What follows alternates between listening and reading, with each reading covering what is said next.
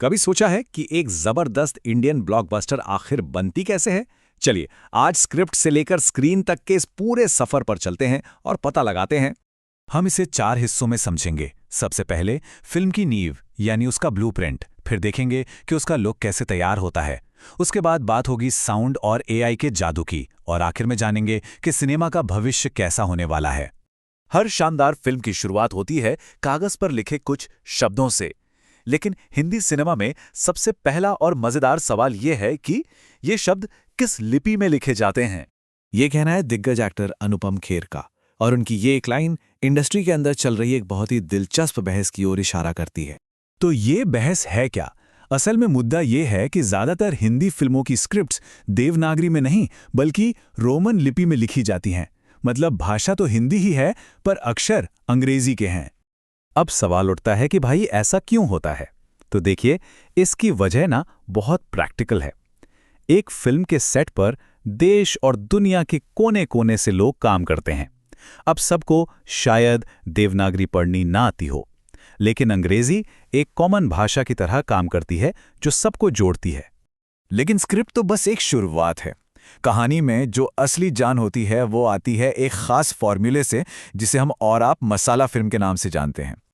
और मसाला का मतलब है हर तरह के इमोशंस का एक जबरदस्त तड़का। इसमें ड्रामा है, एक्शन है, बदला है, और इन सब के केंद्र में है परिवार।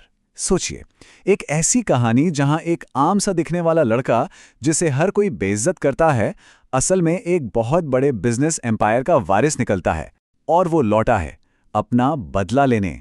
यही तो है मसाला फिल्म का असली जादू। तो ठीक है, कहानी तैयार है।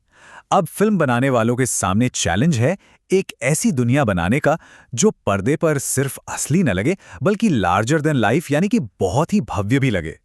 और इस दुनिया को बनाने की शुरुआत होती है लाइटिंग से। यहाँ जो आप देख रहे हैं वो एक क्लासिक ड्रामेटिक लाइटिंग सेटअप है। देखिए, ऊपर से एक की लाइट आती है जो दमदार शैडो बनाती है। फिर डिफ्यूजन उस लाइट को थोड़ा नर्म करता है, और पीछे से बैक लाइट हीरो को बैकग्राउंड से अलग दिखाती है। ये सब मिलकर एक बहुत ही पावरफुल माहौल बनाते हैं, खास तौर पर उस सीन के लिए जहां हमारे हीरो की बेइज्जती हो रही है।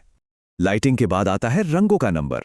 जैसा कि आप देख सकते हैं, शूटिंग के बाद की फुटेज अक्सर काफी फीकी और बेजान सी लगती है, लेकिन असली जादू होता है कलर ग्रेडिंग में, जिससे वो वाइब्रेंट चटक रंगों वाला आइकॉनिक बॉलीवुड लुक तैयार किया जाता है। और इसका राज क्या है? कुछ खास रंगों को खूब बढ़ा दिया जाता है, बैकग्राउंड को थोड़ा फीका कर देते हैं ताकि एक्टर्स पर ध्यान जाए, और हाइलाइट्स में हल्की सी चमक डाल दी जाती है। इससे पूरी इमेज में एक सपनों जैसी क्वालिटी आ जाती है। चलिए, अब बात करते हैं उस जादू की जो डिजिटल दुनिया से आता है, मतलब साउंड डिजाइन और आर्टिफिशियल इंटेलिजेंस यानी एआई, जो आजकल फिल्म बनाने के तरीके में एक क्रांति ला रहा है। किसी भी अच्छी कहानी का मतलब है तनाव और ठहराव का खेल, और इसमें साउंड का रोल बहुत बहुत बड़ा है।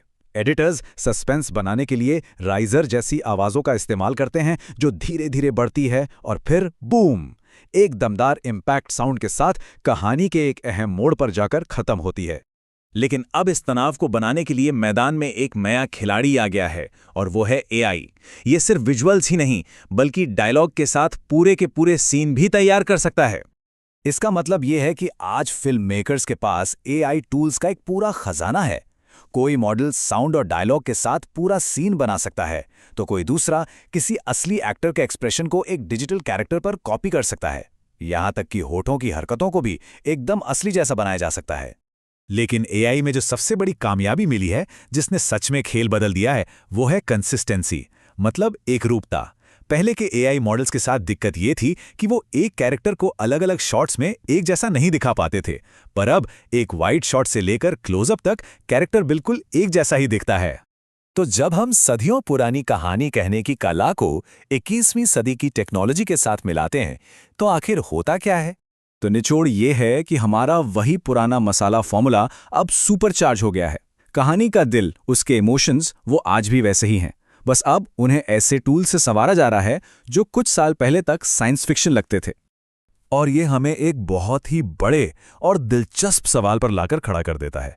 अगर एआई पूरे के पूरे सीन खुद बना सकता है, तो आने वाली पीढ़ी की फिल्मों का असली लेखक कौन होगा? एक इंसान या फिर एक मशीन?